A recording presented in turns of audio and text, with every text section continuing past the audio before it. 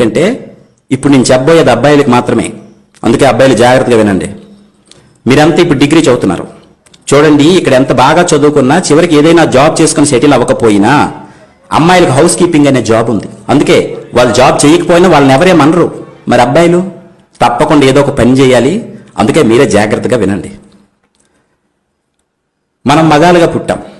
మగాడిగా పుట్టడం ఈజీనే, కానీ మగాడు అనిపించుకోవడం చాలా కష్టం నాయనా. ఒకసారి మగాడి జీవితాన్ని చూద్దామా. 5వ క్లాస్ లోపు అమ్మా నాన్న తప్ప మనకి ఇంకేం తెలియదు. 6వ క్లాస్ నుంచి 10th క్లాస్ వరకు కొత్తగా అన్నీ నేర్చుకుంటాం. పుస్తకాల్లోని పాఠాలన్నీ చదివేసి మనమే గొప్పోడుగా ఫీల్ అయ్యి అమ్మా నాన్నకి ఏం తెలియదు అనుకుంటాం. నాన్నకంటే నేనే తెలివైన వాడిని అనుకుంటాం. ఇంటర్ డిగ్రీలు మరి చెప్పాల్సిన అవసరం లేదు. కుర్రోళ్ళం అయిపోయాం. కాలేజీలో అటెండరు, స్వీపరు, వాచ్మెన్ ఇలాంటి వాళ్ళని చూస్తే చాలా చీప్గా కనిపిస్తారు మన కళ్ళకి. ఇలాంటి పనులు మనం చస్తే చేయమనుకుంటాం. జీతం లేదో పెద్ద పొడి చేస్తాం అనుకుంటాం. తీరా డిగ్రీ పూర్తి బయటకు వచ్చాక చేతిలో ఉద్యోగం లేక, సంపాదన లేక, బయటికి వెళ్ళి బ్రతకలేక సంపాదించడం ఎంత కష్టమో అప్పుడు తెలుసుకుంటాం.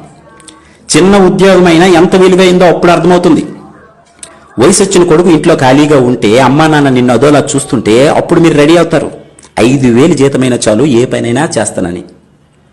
ఆటో డ్రైవర్ గానో, కంపెనీలో హెల్పర్ గానో, సెక్యూరిటీ గార్డు గానో పనిచేస్తున్నప్పుడు అప్పుడు తెలుస్తుంది అటెండర్ ఉద్యోగం కంటే తక్కువ స్థానంలో ఉన్నానని.